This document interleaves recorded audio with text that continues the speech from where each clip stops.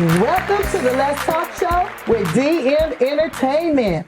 Every week we discuss heartfelt topics that matters, opinions are respected, awareness meets action. We're not just discussing, we're connecting, educating, and celebrating in Fresno and Clovis areas.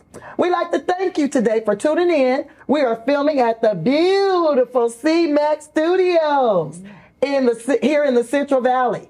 My name is Lashonda Lee. I'm your host. Let me introduce my co-host and my special co-host for today. Lilly. Hi, my name is Lilly, and I work at Pacific Central Management. I'm a mother, and I'm married. Okay. I'm Rhonda Hightower. I've lived in the Central Valley all of my life. I currently work at Community Medical, which I love. I have one son, and I'm trying to get married. How about that one? Okay. All right. Okay. Hi, my name is Perianna. I am 22 years old. I'm a sophomore in college, and I am an American Sign Language major with a focus in interpreting. All right. And Beth? Hi, my name is Bethany Byrd, and I am the founder and executive director of Five Stones Open Door, which is, I teach domestic violence classes for women here in Fresno. All right.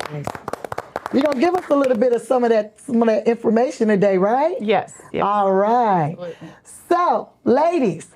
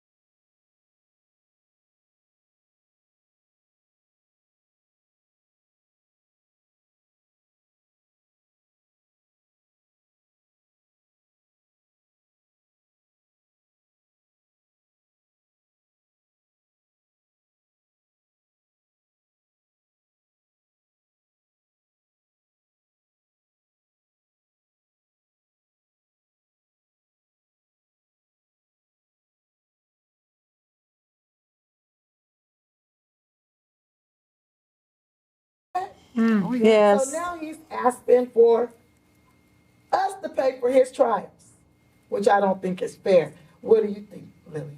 I don't think it's fair either, but I'm like, well, what a tangled web you weave when you practice to deceive. So that stuff is coming back to bite him in his behind. So he can squirm all he wants to. He gonna have to come up with that money. And I hope she do seize his tower. I hope he has to pay. Rhonda? I feel the same way. He's an attention getter. It's all about the attention. So if it's not this, it's the next thing, and then the next thing, and the next thing. So it's just a waste of time. Wow. Period. But I agree with both of you ladies. I feel like Trump continues to ask for everything when it comes to his financial cases, but he does not just step down and let somebody more knowledgeable and take over the lead and focus on his priorities. So. And you, Beth? His day is coming. The day of reckoning is here. He says he has this, but he really doesn't. And he has a lot of properties, and they're going to go one by one. And it's okay. Yeah. Yeah. Yeah. If anybody else got had to pay up and he had to post bond or whatever, they'll seize our stuff. Absolutely. Yes. Every last one of us, huh? Every Yes. last So one. why should he get away with not doing it? Right. Yeah. Okay. Our second topic is, hold on, wait a minute. Is today somebody's birthday? Yes. Is this her birthday? It's her birthday. Happy birthday, Rhonda. Thank you. Thank you very You much. want to show your age, huh? Because you Oh, absolutely. No, I have no problem claiming 55. Hey, looking good. We're going to sing happy birthday to you at the end of the show. Okay. So that's why she got a little cake and her birthday balloons. because it's her birthday. My hat. And her hat. Thank I you. wanted her to wear it, but she said no. Okay. Our second sizzle topic is Mississippi police were found guilty of torturing black men. Check this out. A warning to our audience, this next segment contains descriptions and images of police violence. We turn now to Mississippi, where 6 white former police officers who called themselves the Goon Squad have pleaded guilty to raiding a home and torturing 2 black men earlier this year, after first trying to cover up their actions. Some of the officers face life in prison. On January 24th, court records show the deputies raided a home in Braxton, Mississippi, after a white neighbor of one of the officers called them to complain there were black men staying there. The officer texted the others, quote, "Are y'all available for a mission?" That night, without a warrant, the officers burst into the home, handcuffed, beat, tasered the 2 men, Michael Corey Jenkins and Eddie Terrell Parker. Also sexually abused them with a sex toy with shouting racial slurs. One of the officers put a gun in Jenkins' mouth for a mock execution and pulled the trigger. The bullet lacerated Jenkins' tongue, broke his jaw, exited through his neck. This is U.S. Attorney Darren LaMarca last week announcing federal charges against the former officers for the attack. But not only did they brazenly commit these acts, but after inflicting serious bodily injury by firing a shot through one of the victim's mouths, they left him lying in a pool of blood.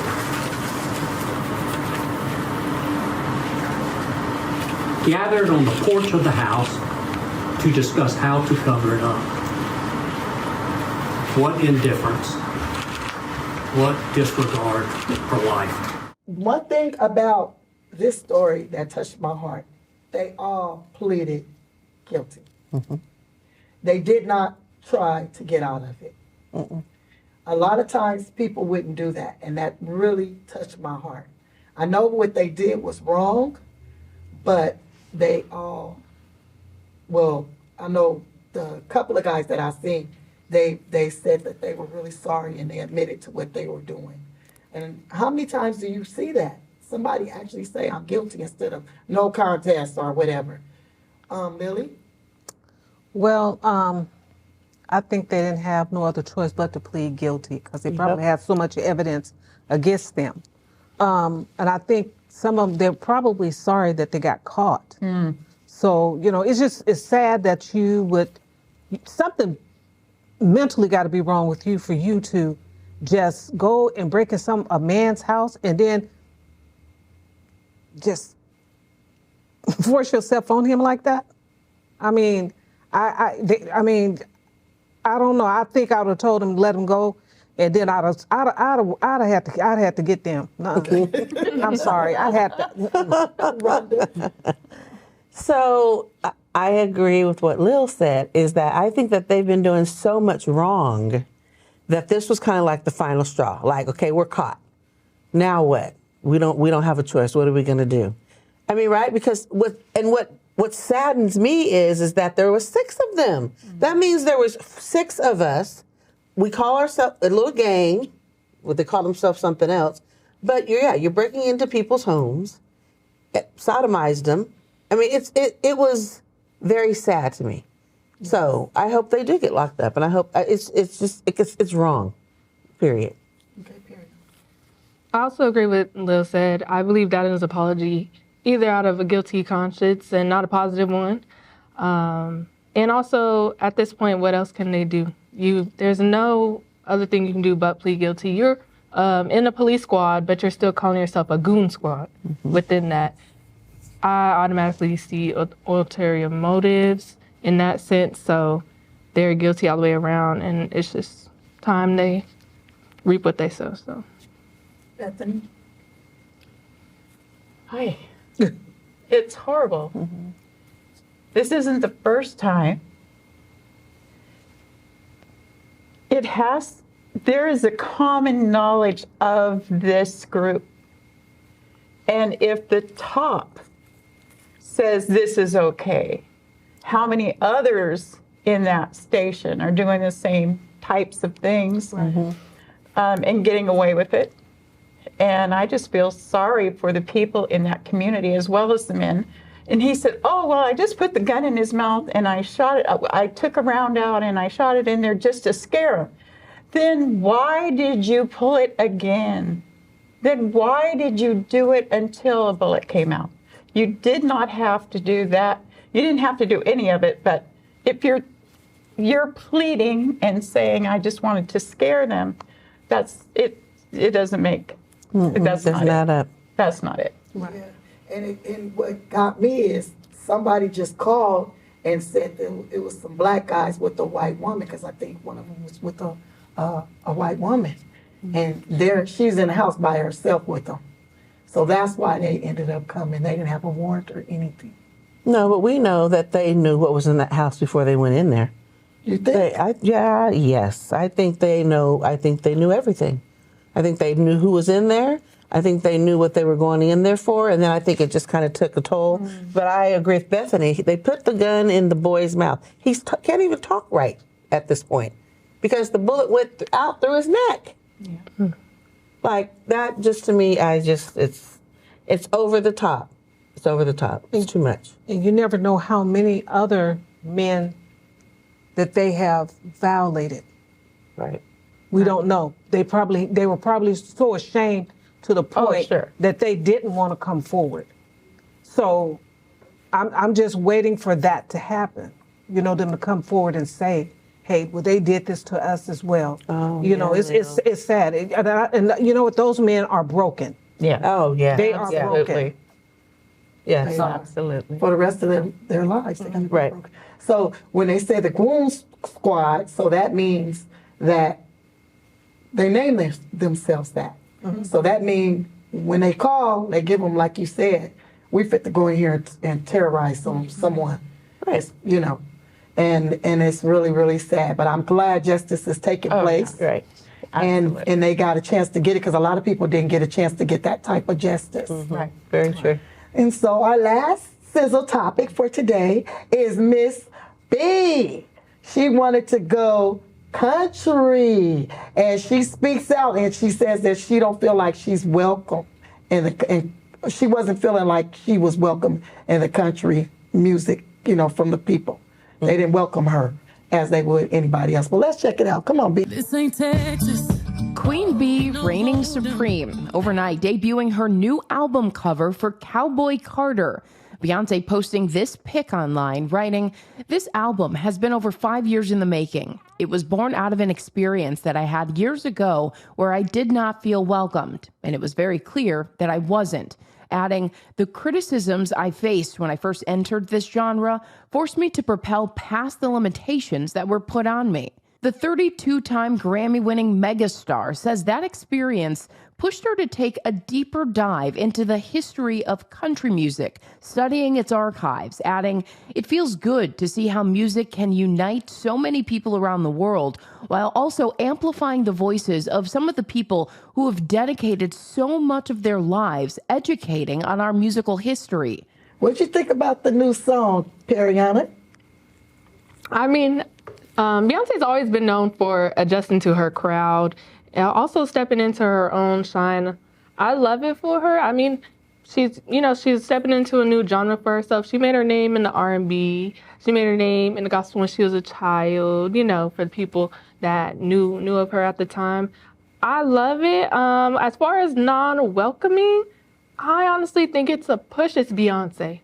When her movie came out, she was getting overall 5 stars, maybe for 2-3 weeks tops, nothing less. I don't believe she's unwelcome in that sense as of like maybe is she suggesting prejudice?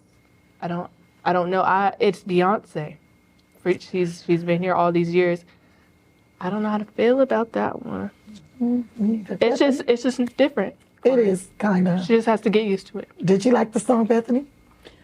I only heard snippets of the song here and there, but I do know that African American, from what I've heard in different programs, I watch music programs, that we know that people try out for, and when they're trying out for the country western, it's harder. Yes. And I think harder for a woman.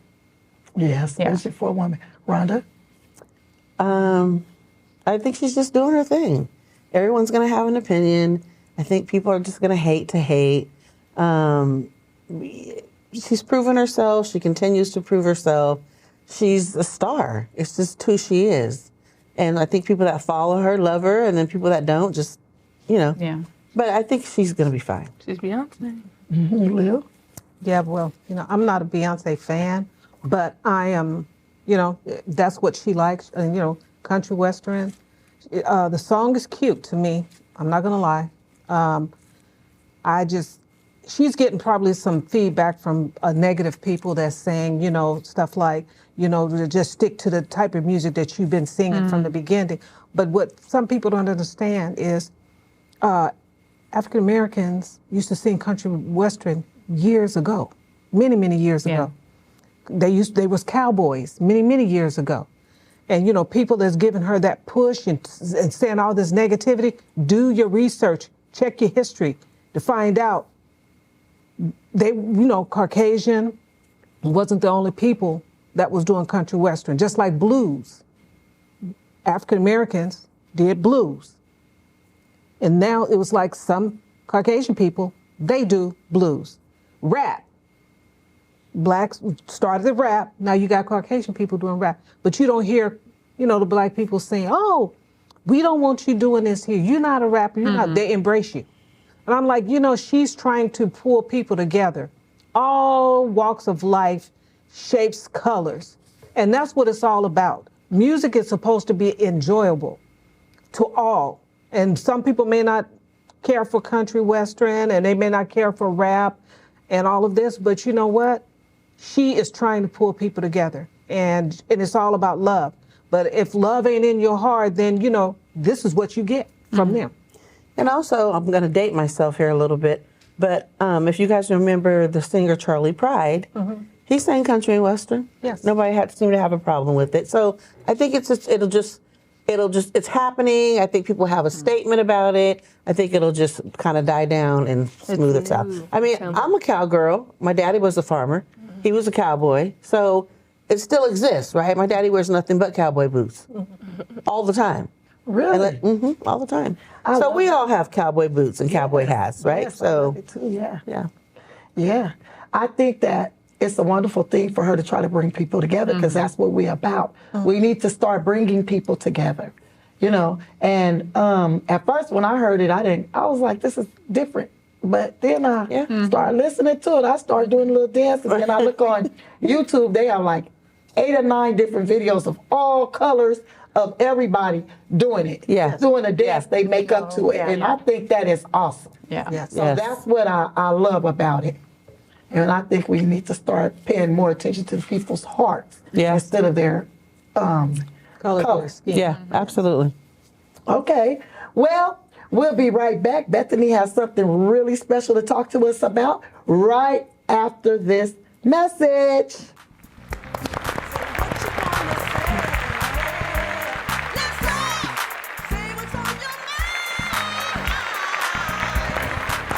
Hey, welcome back. Our main topic for today is domestic violence. Last week we talked about toxic relationships, and we were going to talk about healthy relationships, but we're going to move that until next week because I wanted to go into a little bit more into toxic relationships, and domestic violence is definitely a part of a toxic relationship. And we have a special guest here today, Miss Bethany Byrd. Welcome to the Let's Talk Show. Thank you. Tell us a little bit about what you do. I have classes. So I have classes for women. And what I do is try to help them understand that a lot of domestic violence, sometimes it starts in our childhood. So sometimes we see it, our parents demonstrate that to us, we're exposed to that.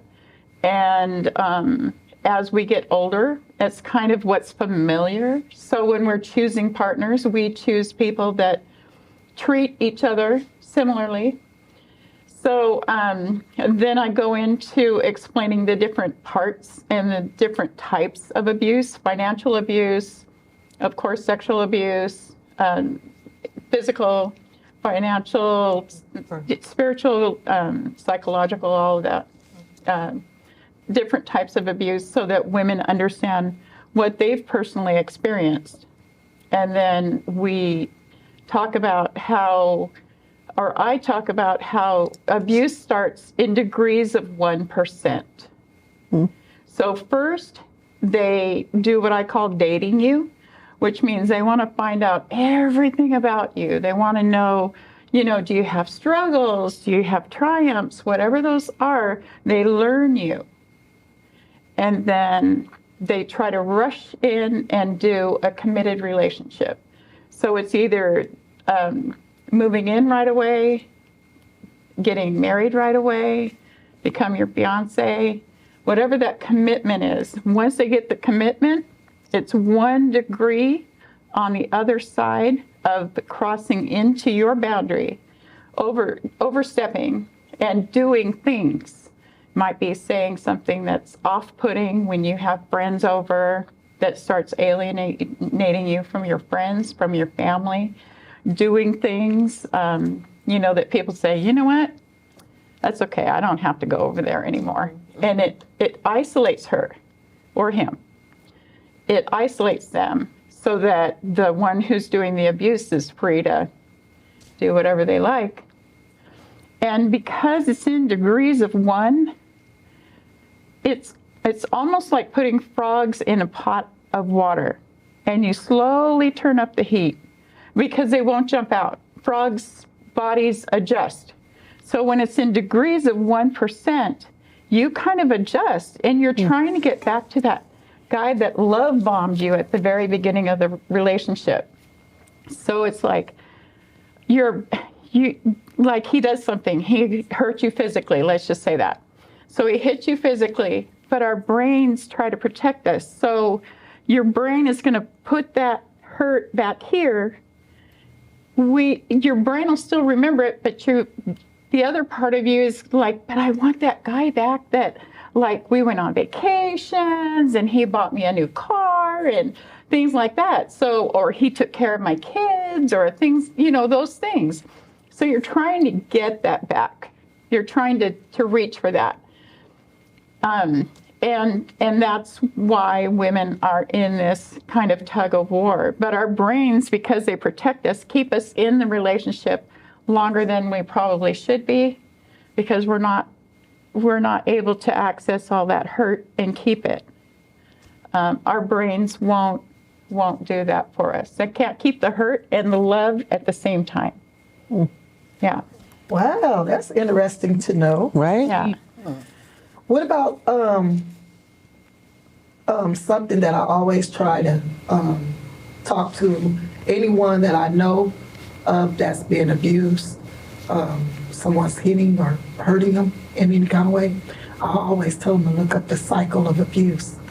And one time in my life, I was being abused, early part when I was many years ago. But the thing was, when I read the cycle of abuse, I was like, oh my goodness, this is me. Yeah. This is really what's going on with me. So it helped open my eyes to what the cycle of abuse was talking about. So I brought that up because that's so important. It's on Google. Yeah. Look up the cycle of abuse, and you'll be able to read for yourself if you're in a toxic or a bad relationship, or even in a domestic abusive relationship. Perianna, do you have anything you want to ask her?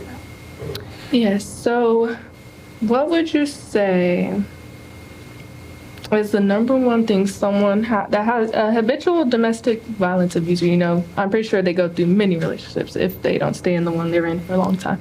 What do you see as the number one thing they look for in a woman? Like, what is it that's like, yeah, I can do this with her too? What is it? What do you think?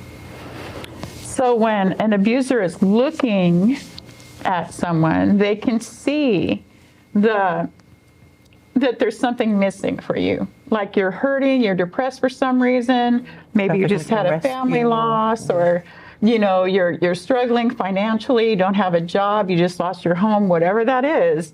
They see that on you, and they know that they can step, hey, are you okay? What's going on? You look a little sad. What's happening there? And you don't realize you're attracting attention, but you are, because you're sad and depressed. And so they pick up on that, and then they're like, well, let me see what I can do for you. That's the courting part, the beautiful guy. Yeah. Yeah. Beautiful woman. Yeah. Guy or woman, yes. Yeah. Mm-hmm. Yeah. That's what they become when they first meet you. Rhonda? I just overall have a comment about it, is that I think that we get into the relationship, we really want the relationship, so I'm going to stay. And then you think, okay, well, maybe I've been with several girlfriends that have been in abusive relationships. I'm ready to fight, like automatically, like, no, we're not doing that, right? Because I really had great examples of my parents, that we didn't have any of that. And so to become an adult and it's wrong, and you're trying to help because it's your girlfriend. But I also know some guys who have been in abusive relationships. I think it's sad that we can't stick up for ourselves sometimes. But that's exactly what they do. They prowl, right? It's like a predator. They're a creeper. And some people stay for a very long time. Yeah. I have a girlfriend that actually went into witness protection. Oh, wow. Like, she had to leave. We to this day, I don't know where she's at, because she had to leave, and like, you have to leave so he cannot find you. Very, very, very scary. You hear that a lot? The reason that I call my organization 5 Stones, I lost 5 friends to domestic violence. Now, I've had a couple of them get away before I started my organization, but that's why I did it. But I've had some to get away, but it took a while. Yeah. Wow. It takes a while to do it. Lil, did you have anything you want to ask Bethany? No, I don't. It's just a comment, because I know that I was in a relationship, and it wasn't physical, but I believe it would have gotten to that point. It was more like mental and verbal. But me having the family that I have, my mother was a strong woman, my father, and my brothers and sisters. I'm from a large family. There's 16 of us. I'm the 14th of 16 children. I even had an uncle that was a pimp, and he used to talk to the girls in the family. He used to tell us things to look out for. So I dated a guy, and he used to play the same little games that she was talking about, trying to prey on things that maybe he saw in me. He also used to do things that would run my friends away.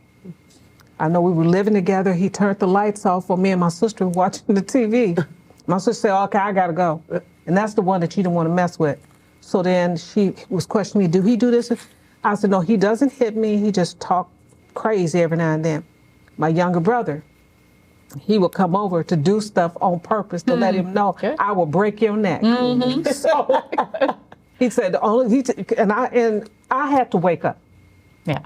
And when your heart is in it, and I was sitting there looking, I was like, it hurts just to know that this man is, we about to break up. So I sat down and had a heart-to-heart with my heart.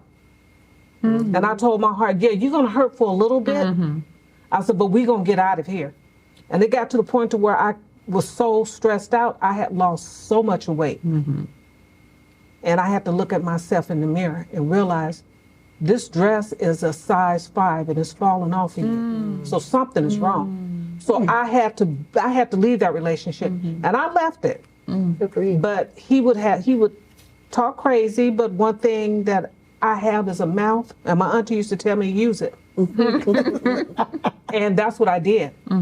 If you're not going to do nothing, you better make them think you're going to do something. So I had to wake up. And when I left, I mean, I did not look back. I kept going. I was done. So you was one of them kind, huh? I ain't going back to that. But one thing I'm gonna tell you ladies that I did read about domestic violence. We women can't whoop no man. Now, if you want to go and try to whoop them, not many. I'm talking about in a bigger, like out of one, maybe out of 20. Yeah, and but not, all of us women can say, oh, come on, let's fight. Right. Because they are stronger than us. I didn't say let them beat you, but you could call the police. Yeah. Call your family members. And quit running back to them. Yep. You got to think about your children because they are being seriously damaged. I'm damaged today because my mother was a victim of that. Yes. And I'll never forget. And I couldn't be no more than 8 years old. All I seen was her husband just choking her. I can still see that in my mind vividly today. And her eyes was going behind her head. And I was scared and I ran to the room. I didn't know if she was going to be dead or alive. Yeah.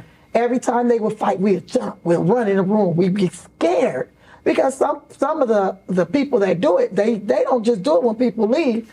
They do it when your kid's up or you got family members. So your family members will say, like your sister said, I ain't coming, I'm fit to go. That's what they wanted you to do in the first place. Yeah. Leave. Can I speak on something else? A lot of things we don't talk about, and a lot of like my age group goes through, and I had to go through, was that sometimes you can become them without realizing it. And I don't mean the physical abuser or the strong aggressor, but you can become somebody you're not. Like you can start saying things that you wouldn't say. You'd be like, if you ever have to tell yourself, that's not me, that person's not for you too. So that's another thing that a lot of people don't talk about.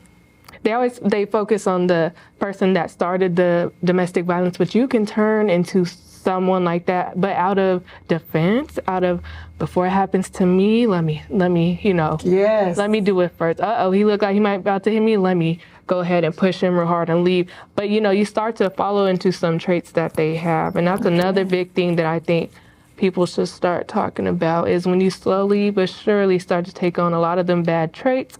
And you might accidentally become a little aggressive when you and your sister get into it. You start getting a little rowdy so that is a big thing. I noticed that my very first real relationship, I started to become a whole nother person.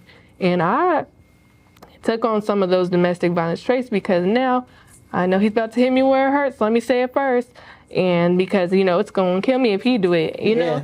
And I think that's a very important thing to touch on when you start to lose yourself. I agree with that. That I tell women, you've been with this person, you're eating together, you're sleeping together, you're all aspects of life for 365 for years. And because of that, the way that you can start defending yourself is with your mouth. So you start saying the things that he's going to hear because that's the way he talks. That's the only thing he's going to relate to because that's his level of speaking. Yes. And so you do it back. And then you get aggressive like you're talking. So yes, I say we do take on those because we eat and breathe it and do that. And also women, because although we're talking a lot about how women are being abused, but there's men that's being abused. I've seen it. And it's a good guy. He's really a good guy. And she knows it. So she would slap him. And I looked at her and I told her, I said, you know what, you're going to hit him one day. I said, because I know my mother used to teach me, you can hit a dog and keep doing it. When you get him in the corner and you're doing that, he going to break out on you. And I told her, I said, you do not want him to hit you. I said, he was taught and not to fight a woman. But a lot of times, us women, we do some stuff to some men and they try to hold themselves as a man, but you know what? Stop. Don't do it. If you don't want him, leave. Yeah. Right. Let him go. Yeah. And I don't agree with that. You know, I think it's awesome. So tell us a little bit about the classes that you have and the days. And Yes, so I have classes on Tuesday from 5:30 to 7:30, and I at Empowering Lives Christian Center here in Fresno on 3780 North First Street. And also we've started a men's program. So Bishop Clayton is doing the men's program, and that's on Wednesdays, same place from 5:30 to 7:30. okay, Yeah. so we'll have the address and everything of where they need to go on the screen. And I would like to tell you thank you so much for coming and sharing those things with us, because there's somebody out there that needs to hear this. And you can get out, but you have to be strong, and you have to think about the different things that can help you get out. And it's classes, the Marjorie Mason Center. We'll have that number up there for you. If you're a victim of domestic violence, you can reach out to them. And I think they even have a 24-hour. Yes. And we'll have that number up there for you guys to call if you need it. You can do better, ladies. We got to do better. Yes. Okay. We'll be right back. And Perianna will be able to talk to us about her American Sign Language major. She's majoring in. All right. We'll be right back. Okay.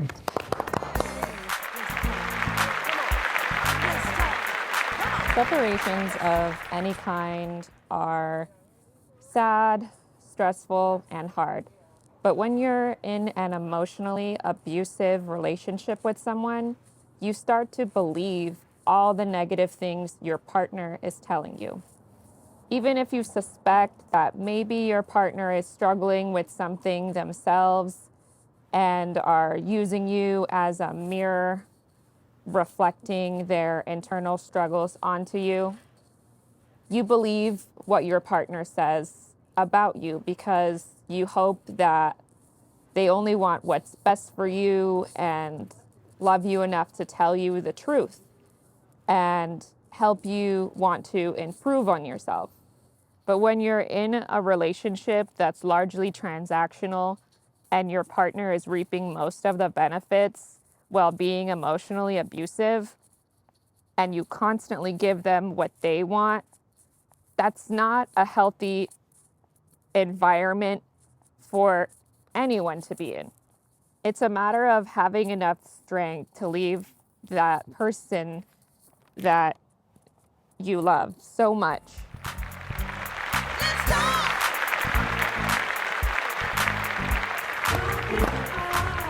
All right. Welcome back. So we have another special co-host here today, and her name is Perianna Tucker. And she's here to talk about her major, what she's majoring in college, sign language. Could you tell us a little bit about what you do?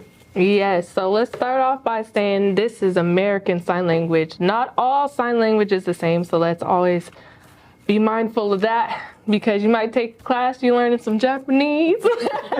But yes, so like I said before, I'm an American Sign Language major at Fresno City College. It's my sophomore year. I'm leaning into the intermediate level, which means I'm able to have a conversation and I'm able to pick up on some signs that can give me knowledge on what they're exactly talking about, even if I don't know exactly.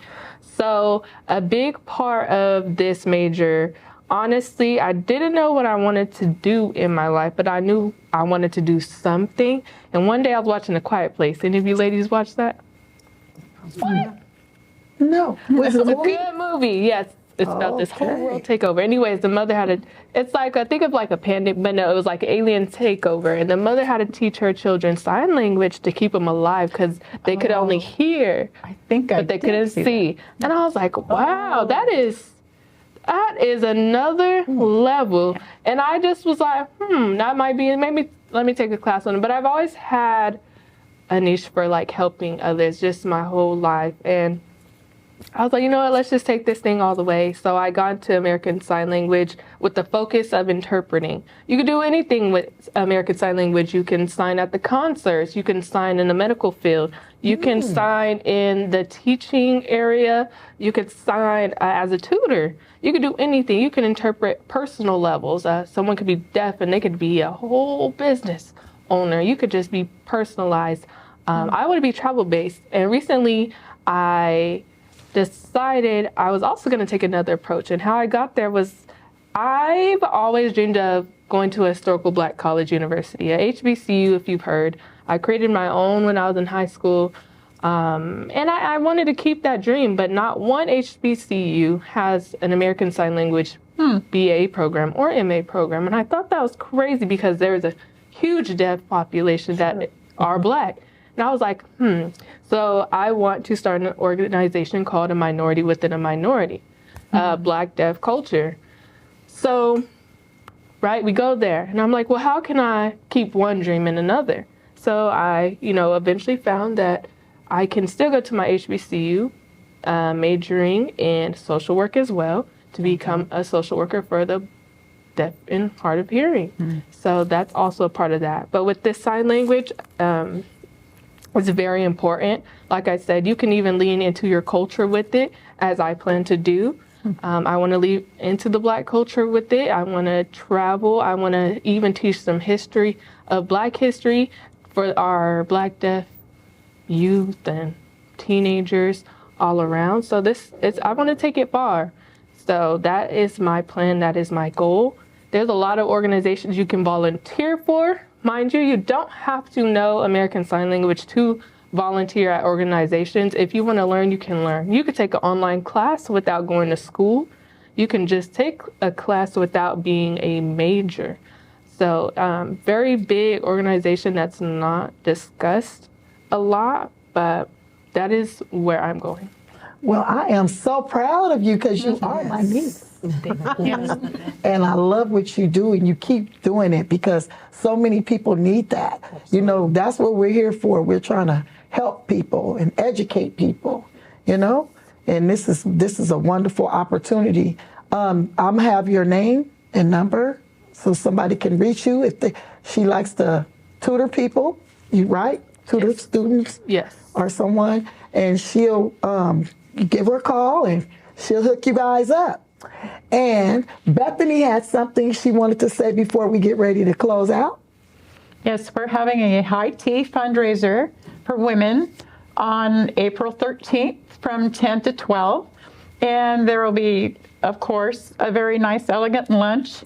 We'll have a dance troupe come in and dance, and we'll have presenters and music and pictures and a great time and wonderful memories. Okay, I think I'ma come. Okay. Yeah. All right, I'm gonna be there. Yeah. Okay. So we're gonna have the brochure up, so you guys will be able to see the address, the date, and the time. Today is Thursday, March the 21st, 2024, and it's Rhonda's birthday month. So before we go, we would like to sing happy birthday to her. You want to read your card? Sure. A good birthday card. Now, I got to tell you guys, so birthdays are really big in our family. So my dad, whenever he opens a card, he never reads it. That's the first thing he does. And look! That was my dad. Right? That was my father. Right? Shake the card. Because God made you very special. A day full of joy, a heart full of peace, a year full of dreams come true, the blessing of knowing you're wonderfully loved. That's my birthday prayer for you. Yes, from the Let's Talk team. Thank you. Y'all ready to sing happy birthday to her? Happy birthday to you. Happy birthday to you. You look good, girl. Happy birthday, dear Rhonda.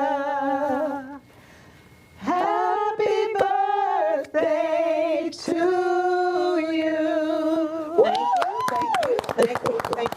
Thank you. Okay, that's it for this episode. Thanks for tuning in. Don't forget to follow us on Instagram and Facebook. We'll see you next week. Bye-bye. Bye.